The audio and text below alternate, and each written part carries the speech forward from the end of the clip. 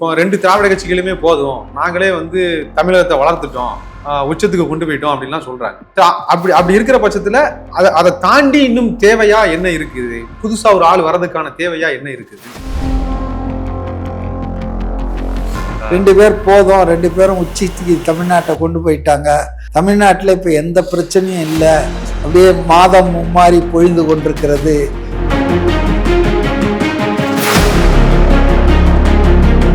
ஒரே குட்டையில் ஊறிய மட்டைகள் தான் திமுகவும் அதிமுகவும். அவங்களுக்குள்ள ஒன்றும் பெரிய மாற்றம் இல்லை. அதிமுகவோட போய் சேர்ந்ததால இவர் காத்துட்டு இருந்தார். கலைஞர் பழம் நழுவி பாலில் விழப்போகுதுன்னு பால் டம்ளர்லாம் வச்சுன்னு காத்துட்டு இருந்தாரு.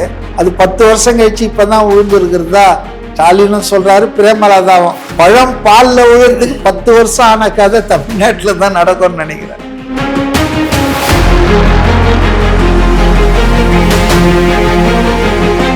ஒண்ணு இந்த பக்கமா இல்லைன்னா அந்த பக்கமா, அதாவது ஒண்ணு திராவிடத்தை பேசு இல்லைன்னா தமிழ் தேசியத்தை பேசு, ரெண்டுக்கு நடுவில் நின்று லாரியில அடிபட்டு சாவன்னு சொன்னார். சாபம் கொடுத்தாரு. ஏன்னா அவர் வந்து முனிவர் இல்லையா, விஸ்வாமித்திரர் மாதிரி. பாஜக எனக்கு வந்து சித்தாந்த எதிரி, அதோடு நான் சேர மாட்டேன் அப்படின்னு சொல்லிட்டாரு அவர் முதல் மாநாட்டில். இன்னைக்கு வரைக்கும் அமித்ஷா ஜனநாயகனை நிறுத்தினாலும் சரி, அதுக்கு சென்சார் போர்டு அலோவ் பண்ணலனாலும் சரி, அவர் பட்லாவில். ஆனால் இதே உறுதியை திராவிட கட்சிகள் என்று சொல்லிக் கொண்டிருக்கிற, பெரியாரின் சீடர்கள் என்று சொல்லிக் கொண்டிருக்கிற திமுகவும் அதிமுகவும் கடைபிடித்ததா என்றால் வெரி சேட்லி இல்லை. ஏன்னா வாஜ்பாய் ஆட்சியில திமுக இணைந்திருந்தது.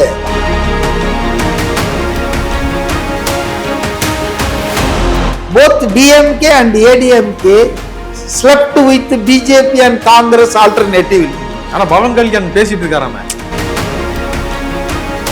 தலங்கன்னிக்கும் போவான், பக்கத்துல நாகூர் மசூதிக்கும் போய் கும்பிட்டு வருவான், கபாலீஸ்வர் கோயிலுக்கும் போவான், எம்மதமும் சம்மதம்.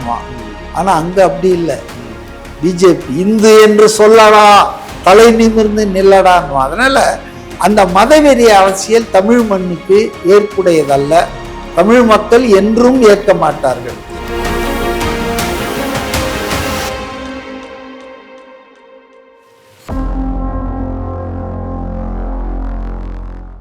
வணக்கம். நம்மோடு இன்று இணைந்திருப்பவர் அரசியல் விமர்சகர் CK மதிவாணன். வணக்கம் சார். வணக்கம். நல்லா இருக்கீங்களா சார்? நல்லா இருக்கு சார். தமிழ்நாட்டினுடைய அரசியல் 2026 தேர்தல் வருது. இந்த அரசியல்ல விஜயனுடைய தேவை என்ன இருக்கு சார்? ஏன் என்ன மாற்றத்துக்காக விஜயனுடைய தேவை இங்க அதிகமா இருக்கு? தேவை என்ன இருக்குதுன்றீங்களா? ஜனநாயகத்துல எத்தனை பேர் யார் வேணாலும் அரசியல் கட்சி ஆரம்பிக்கலாம். அப்கோர்ஸ் மக்கள் தான் தேர்ந்தெடுக்க போறாங்க ஆளும் கட்சி எதுன்றத. அது தேவைன்னா என்னன்னு சொன்னா எனக்கு விளங்கலையே. இல்ல, மாற்று அரசியல் அப்படின்னு சொல்றாங்க. இப்போ நான் வந்து ஒரு கட்சியை எதிர்க்கணும் அப்படின்னா எனக்குன்னு ஒரு ஒரு குறிக்கோள் வேணும்ல, எனக்குன்னு ஒரு தடம் வேணும், எனக்குன்னு ஒரு வழி வேணும்ல. இப்போ அப்படின்னா தான் நான் திமுகவை ஸ்ட்ராங்கா எதிர்க்க முடியும். ஸோ அதுக்கான தேவை இங்க என்னவா இருக்கும்? இப்போ 2 திராவிட கட்சிகளுமே போதும், நாங்களே வந்து தமிழகத்தை வளர்த்துட்டோம், உச்சத்துக்கு கொண்டு போயிட்டோம் அப்படின்லாம் சொல்றாங்க.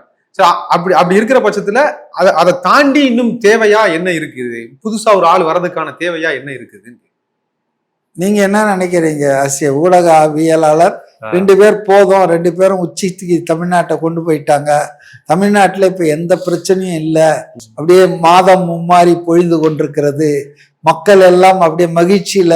ஒரு அமைச்சர் சொன்னார் பாருங்க, தீபாவளி போது 1000 ரூபாய் கொடுக்கறதால நகைக்கடையில கூட்டம் முக்கியதான், ஜவுளி கடையில கூட்டம் முக்கியதான், திருவிழாக்கள்ல மக்கள் இந்த 1000 ரூபாய் வச்சுக்கிட்டு அப்படியே மகிழ்ச்சியில மிதந்துட்டு இருக்காங்கன்னார. அந்த மாதிரி நீங்களும் ஊடகத்துல தேவை என்ன இருக்கிறது? இவங்களே நம்மளை வாழ வச்சிட்டு இருக்காங்களான்னு நினைக்கிறீங்களா? சீங்க, தமிழ்நாடு அரசியல் என்பது எந்த ஒரு நபரையும் எந்த ஒரு அரசியல் கட்சியையும் சுற்றி போவதில்லை. அரசியல் என்பது வந்து அது தன்னுடைய பாதை, water will find its own வேன்ற மாதிரி அது போயிட்டே இருக்கும். யார் தடுத்தாலும் யார் நிறுத்தினாலும் water will find its way போயிட்டே தான் இருக்கும். ஸோ இன்னைக்கு தமிழ்நாடு அரசியல்னு பார்த்தீங்கன்னா காங்கிரஸ் வந்து 67 வரையில கோல் வச்சிட்டு இருந்தது இல்லையா? அதுக்கப்புறம் திமுக கோல் வச்ச ஆரம்பிச்சது. அதுக்கப்புறம் 77ல எம்ஜிஆர் வந்து திமுகவை எதிர்த்து வந்தவனா காங்கிரஸ் 3வது இடத்துக்கு போயிடுச்சு, ஆமா. திமுக 2வது இடத்துக்கு வந்துடுச்சு. அப்போ பழையன கழிதலும் புதியன புகுதலும் வாழ்க்கையில் இன்றியமையாத ஒரு அம்சம்தான். இல்ல காங்கிரஸ் கொஞ்சம் கேளுங்க, காங்கிரஸ் 40-30 வருஷம் சுதந்திரம் வாங்கி கொடுத்த கட்சி. நாங்க 67ல அதெல்லாம் ரைட்டுப்பா போப்பா, வேற தேவைகள் எங்களுக்கு இருக்குது அப்படின்னு சொன்னாங்க.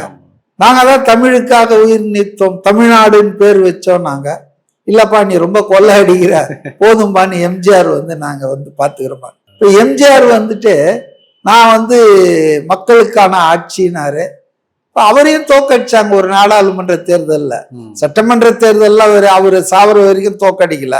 அதுக்கப்புறம் வந்த ஜெயலலிதா எல்லாம் மற்றதெல்லாம் மாறி மாறி வந்திருக்காங்க. ஆக மொத்தம் கடந்த 60 ஆண்டுகளில் 67க்கு அப்புறம் கடந்த 60 ஆண்டுகளில் நீயா நானா விளையாட்டு தான் நடந்திருக்கு தமிழ்நாடு அரசியல்ல. ஒண்ணு திமுக, அது பிடிக்கலையா அண்ணா திமுக தேர்ந்தெடுங்க. இது உங்களுக்கு நிறைய புரிஞ்சுக்கணும்னா, இந்துஸ்தான் லீவர்னு ஒரு கம்பெனி இருக்கு. அது ஒரு பன்னாட்டு கம்பெனி, மல்டிநேஷனல் கம்பெனி, கார்பரேஷன். அவனுக்கு பேரு இந்தியாவில் இந்துஸ்தான் லீவர்னு வச்சிருக்கான். பாகிஸ்தான்ல போனீங்கன்னா பாகிஸ்தான் லீவர், ஸ்ரீலங்கால போனா ஸ்ரீலங்கா லீவர்.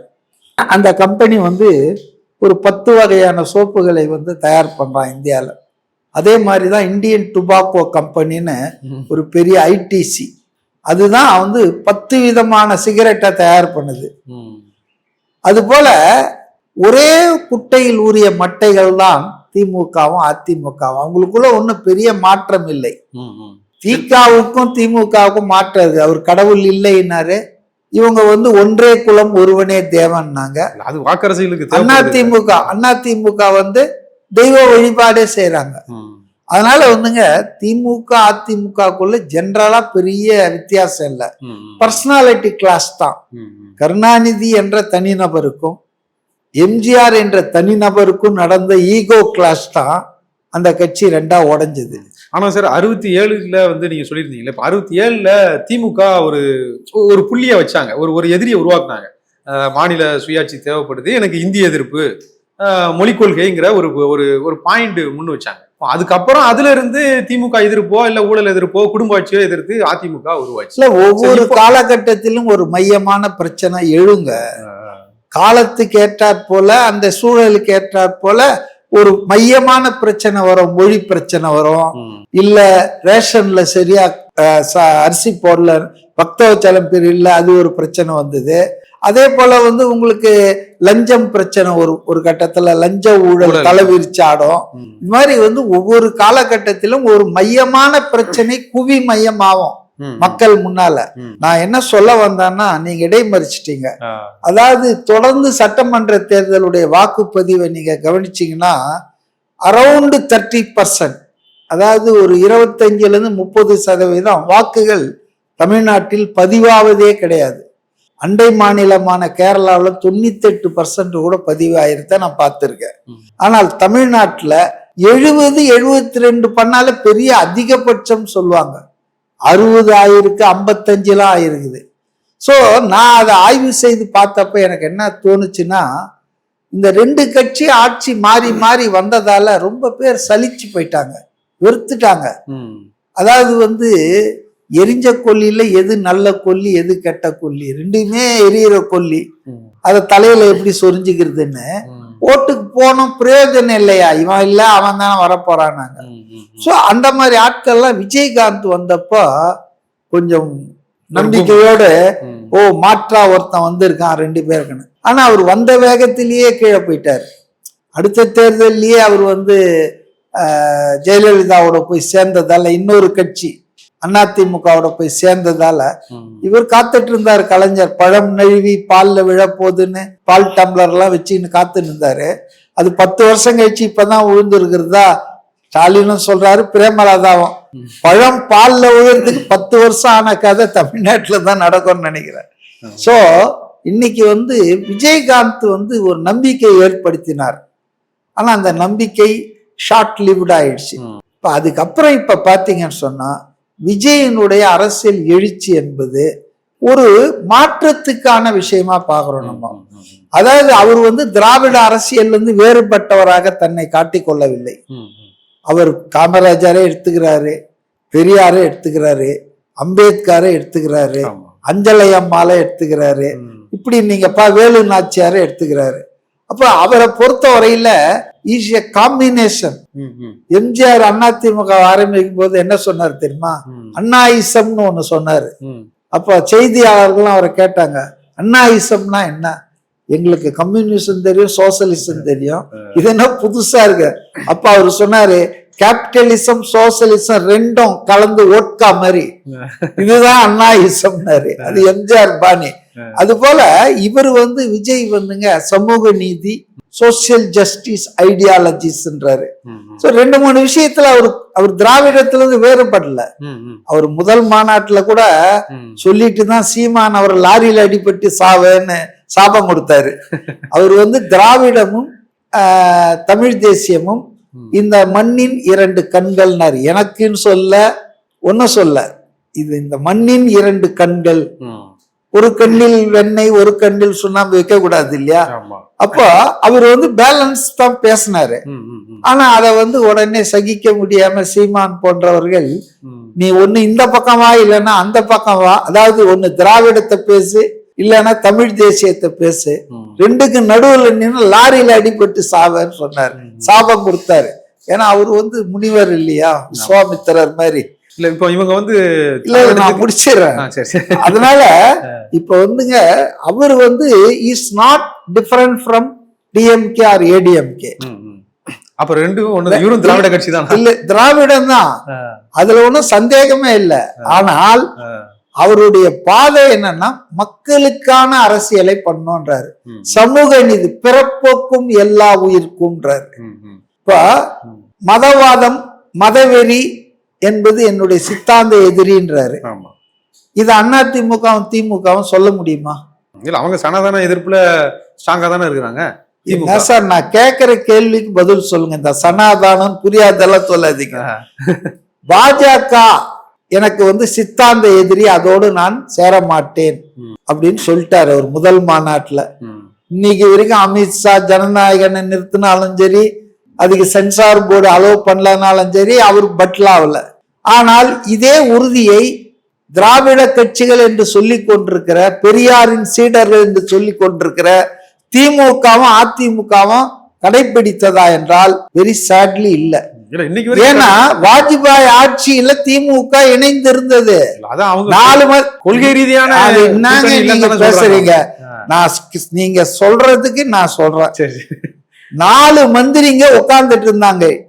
டிஆர் பாலுவும் முரசொலி மாறனும் தொடர்ந்து 20 வருஷம் மத்திய அமைச்சர்களாக இருந்தாங்க. இது எவ்வளவு பெரிய கொள்கை தெரியுமா? பெரிய கொள்கை, பதவி கொள்கை. யுனைடெட் ஃப்ரண்ட் மினிஸ்ட்ரியில இருக்காங்க, நேஷனல் ஃப்ரண்ட் விபி சிங் மினிஸ்ட்ரியில இருக்காங்க, என்டிஏ வாஜ்பாய் மினிஸ்ட்ரியில இருக்காங்க, யூபிஏ 1 and 2ல இருக்காங்க, காங்கிரஸ் மினிஸ்ட்ரியில. ஆக இதுதான் இவங்க கொள்கை, கதம்பம். பதவியில் இருக்க வேண்டும், அதிகாரத்தில் இருக்கணும். போத் அதிமுக திமுக, திமுகவும் அதிமுகவும் கூட்டு சேராத கட்சிகள் உண்டா? பிஜேபியோட சேர்ந்து இருக்காங்க. அதிமுக சேர்ந்தா அது அடிமை திமுக, திமுக சேர்ந்தா கொள்கை உறவு இல்லையா? நாளைக்கு விஜய் சேரவே காங்கிரஸ் இன்னைக்கு பேசுங்க, நாளைக்கு தூங்கி எழுந்து நம்ம எல்லாம் இருந்தா பாத்துக்கலாம். உங்க ஹிஸ்டரி இருக்குது, உங்க செயல்பாடு இருக்குது. இன்னைக்கு இருக்கிறத பேசுங்க, நாளைக்குன்றது கற்பனை, இன்னைக்கு இருக்கிறது fact. Both DMK and ADMK slept with BJP and Congress alternative. ஆனா பவன் கல்யாண் பேசிட்டு இருக்காராம. இந்த மாதிரி எல்லாம் எனக்கு வந்து இந்த வதந்தி பரப்பும் கேள்விகளெல்லாம் நம்ம நியூஸ் எப்படியாப்பட்ட நியூஸ் எனக்கு தெரியுங்க. நான் என்ன சொல்றேன்னா, அதிகாரப்பூர்வமா அது வந்தா நம்ம பேசலாம். திமுக விட்டுட்டு இது காங்கிரஸ் பேச்சுவார்த்தை நடத்திட்டு இருக்குதுன்னு தான் நியூஸ் போட்டாங்க. கடைசியில புஷ்வானா ஆச்சு. அதனால நான் என்ன சொல்றேன்னா, ஃபேக்ட பேசுவோம். ஊடகத்துல நம்ம விவாதிக்கும் போது மக்களுக்கு நாம எது ஃபேக்டோ அதை சொல்லுவோம். இது இப்படி நடக்கலாம், நாளைக்கு அவர் சேரலாம், அதெல்லாம் நமக்கு வேணாம், நடந்தவைகளை பேசுவோம். இல்ல சமூக நீதிய அவரு மையமா வைக்கிறாரு அப்படின்னு சொல்றீங்க. சமூக நீதியில பெண்கள் பாதுகாப்பு மட்டும்தான், சட்டம் ஒழுங்கு மட்டும்தான் வருமா? அதை தாண்டி வேற விஷயங்களை அவர் பேசவே இல்லையே எதையுமே. நான் கேட்கிறேன், ஒரு சின்ன கேள்வி கேட்கிறேன். அம்பேத்கர் அவர்களை தன்னுடைய கொள்கை தலைவராக எந்த தலித் கட்சியாவது, தலித் கட்சியை தவிர்த்த எந்த அரசியல் கட்சியாவது, சமூக நீதி பேசுற அதிமுக, திமுக உள்பட தலித் கட்சிகள் தவிர்த்து யாராவது கொள்கை தலைவரா எடுத்து தூக்கி பிடிச்சிருக்காங்களா? அவங்களுக்கு பெரியார், அண்ணா, கருணாநிதி, இதை தவிர பெரிய தலைவர்கள் அவங்களுக்கு. காரல் மார்க்ஸ் கூட பெரிய தலைவர்கள் கிடையாது, லெனின் கூட பெரிய, இவங்கதான். அதனாலதான் கருணாநிதியினுடைய பேர்ல இன்னும் கழிப்பறைகளுக்கு தான் பேர் வைக்கல. பூங்காக்கள், நூலகம், யூனிவர்சிட்டி எல்லாம் கருணாநிதி தான். சோ கருணாநிதி ஒருவர் தான் தமிழ்நாட்டையே காப்பாத்தி தன்னுடைய தோல்ல வச்சிருக்காருன்றது தான் திமுகவின் குடும்ப அரசியல் சித்தாந்தம். அது அண்ணா திமுகவை பொறுத்தவரையில் அவங்க அண்ணா, எம்ஜிஆர், ஜெயலலிதான்னு ஒரு 3-4 பேர் சொல்லுவாங்க. சோ நான் கேட்கிற கேள்வி என்னன்னா, சமூக நீதி அப்படின்றத தன்னுடைய கட்சியிலேயே ஒரு கொள்கை தலைவரா வச்சிருக்கிறாரு. இந்த தைரியம் திமுக, அதிமுக இருக்குதா? ஆனா இடஒதுக்கீட அறிமுகப்படுத்தினதோ எல்லாமே தமிழ்நாட்டினுடைய வரலாறுல இருந்து தானே ஆரம்பிச்சிருக்கு. இவங்க அதிமுகவும் திமுகவும் சேர்ந்து தானே அதை பண்ணிருக்காங்க. அதாங்க இடஒதுக்கீடு இல்ல, அதெல்லாம் வந்து காங்கிரஸ் கவர்மெண்ட்லயே பண்ணாங்க. ஃபர்ஸ்ட் கான்ஸ்டிடியூஷனல் அமெண்ட்மெண்ட் இந்த இடஒதுக்கீடுக்காகத்தான். அது வந்து திமுக வர்றதுக்கு முன்னாலேயே நடந்த விஷயங்க அதெல்லாம். அதனால இல்ல இந்த பழைய வரலாறு எல்லாம் பேசிட்டு பழம்பெருமை பேச வேணாம். இந்த சட்டமன்ற தேர்தல்ல விஜய் என்ன மாற்றத்தை கொண்டு வருவார், அவர் வர வேண்டிய தேவை என்ன அப்படின்னு நீங்க கேள்வி கேட்டீங்க. தேவை இருக்கிறதால தானே மக்கள் லட்சக்கணக்கில் கூடுறாங்க. மற்ற கட்சிகள்லாம் காசு கொடுத்து வாகனம் அனுப்பி பிரியாணி எல்லாம் கொடுத்து கூட்டம் சேர்க்கறதுக்கு திண்டாடுறாங்க. ஆனா அந்த ஒரு கட்சிக்கு வராதீங்கன்றாங்க. ஆனா கேட்டை உடைச்சுக்கிட்டு ஆளுங்க எகிரி குதிக்கிறத தொலைக்காட்சியில நான் பாக்குறேன். நீங்க மாற்றமா முன்வைக்கிறாங்களா இல்ல நீங்க சொன்ன மாதிரி 2 திராவிட கட்சிகளுக்கு மீதான வெறுப்புல வர்றாங்களா? மாற்றம் வெறுப்பு என்ன வெறுப்பு? 2 திராவிட கட்சிகள் மேல சலிப்பு தான் இருக்குது. அலுப்பும் சலிப்பும் இதே விஷயம்தான். மொழியை நாங்கள் காத்தோன்னுவாங்க, புரியுதுங்களா? ஆனா சமரசம் பண்ணிக்குவாங்க. நான் என்ன சொல்றேன்னா, மத்திய ஆட்சியாளர்களிடம் இவங்க மத்தியில ஆட்சியில இருந்த போது தமிழ்நாட்டுக்கு என்ன செஞ்சாங்க நான் கேக்குறேன். கச்சத்தீவை வந்து ஒப்படைச்சாங்க இல்லையா? ஒவ்வொரு வாட்டியும் தேர்தல் போது சொல்றாங்க இல்ல, தீர்மானம் எல்லாம் போடுவாங்க. இப்ப யார் ஆட்சியில இருந்தது? யார் அதை எதிர்த்து இருக்கணும்? ஏன் வந்து திமுக எதிர்க்கல? கச்சத்தீவுக்கு இந்திரா காந்தி ஒப்படைக்க போகும்போது ஏதாவது போராடினாரா, எதிர்த்தாரா? ஒண்ணும் கிடையாது. அதனால விஜய் தமிழர் தமிழர்களுக்கு காசு கொடுங்கன்னா தரமாட்டேன் அப்படின்ட்டு 500 ரூபாய் கொடுத்ததா குற்றச்சாட்டு வைக்கிறாங்க. இதெல்லாம் ஒரு சிறுபிள்ளைத்தனம். அதாவதுங்க தன்னுடைய வன்னி அரசு என்ன ஒரு பெரிய அத்தாரிட்டியா? ஏங்க வன்னி அரச போயிட்டு நாங்குநேரியிலையும் மானாமதுரையில தலித்துகள் குருவிகளை போல கொல்லப்படுகிறார்கள். Nanguneri has become the capital of cash violence. தொடர்ந்து பேப்பர்ல வருது, மாணவர்கள் கைய வெட்டுறான், பைக்ல போனா அடிக்கிறான், வீடு பூந்து அடிக்கிறான், நிறைய மார்க் வந்தான்னு. Tirunelveli and Thoothukudi become the caste violence centers. Dalit மக்களுக்கு எதிரான ஆணவ கொலைகள் அப்படியே அதிகரிச்சு இந்தியாவிலே நம்பர் 1ல வந்திருக்கு தமிழ்நாடு. வேங்கை வயல் என்ன ஆச்சு? கம்ப்ளைண்ட் கொடுத்தவன் மேலேயே கேஸ் போட்டாங்க. இன்னைக்கு பிசிஆர் சட்டத்தின்படி போட்ட அந்த வழக்க அதை மாத்திப்பா சாதாரண வழக்க ஆக்கிட்டாங்க. அந்த மாற்றுன்னு வேங்கவேலுக்கு போறேன்ட்டு அப்புறம் ஏன் போகல? ஏங்க அவரு வந்து மாற்றுன்னு சொல்றாருங்க. நீங்க வந்து சமூக நீதிக்காக நிக்கிறோம், தலித் மக்களுக்காக நிக்கிறோம்ன்றீங்க. ஸ்டாலின் போனாரா? ஸ்டாலின் முதலமைச்சர் போனாரா? கரூருக்கு ஓடினார? என்னால் தூங்க முடியவில்லை ஓடினார? ஏன் அங்க ஓடுனீங்க? அது ஒரு விபத்து. கள்ளச்சாராயத்துல நிறைய பேர் செத்தான கள்ளக்குறிச்சியில போனீங்களா? நீங்க முதலமைச்சர், you are duty bound to go there, visit there. போனீங்களா? வேங்கை வயல்ல போய் விசிட் பண்ணீங்களா? இன்னி வரைக்கும் மணிப்பூருக்கு பிரதமர் போல, மோடி போல 3 வருஷமான்னு சொல்றீங்க. நியாயம். ஒரு பிரைம் மினிஸ்டர் பத்தி எரிஞ்சிட்டு இருக்குது அந்த மாநிலம். இனக்கலவரம், பழங்குடிகள் இடையே சண்டை போட்டுக்கிறாங்க, நிறைய பேர் செத்து இருக்காங்க. ஆட்சியையே கலைச்சிட்டாங்க, இதுவரையில் பிரதமர் அங்க போல. இத கேள்வி கேட்கறது ரைட்டு. ஆனா வேங்கை வயலுக்கு நீங்க போனீங்களாங்க, 2 வருஷம் ஆச்சுங்க. விஜய் தான் போகல. விஜய் தான் போகல. Vijay is not the chief minister and who controls the police. இல்ல இல்ல, போலீஸ், அவர் போலீஸ் கண்ட்ரோல்ல இருக்கிற மினிஸ்டர் தான் நான் கேக்குறேன். ஏன் இவரு போல, ஏன் நல்லக்கண்ணு போல, ஏன் முத்தரசன் போல, இதெல்லாம் நம்ம கேட்க வேண்டியதில்லை. நமக்கு தேவை ஆட்சியாளர்கள். ஆட்சியில இருக்கிறவங்க அதுக்குதான் அதிகாரத்துல இருக்காங்க. சினிமா பார்த்துட்டு விமர்சனம் எழுதுறதுக்கு இல்ல. தூய்மை பள்ளியாளர்கள் போராட்டம் பண்ணிட்டு இருந்தா கூலி படத்துக்கு போய் விமர்சனம் எழுதக்கூடாது.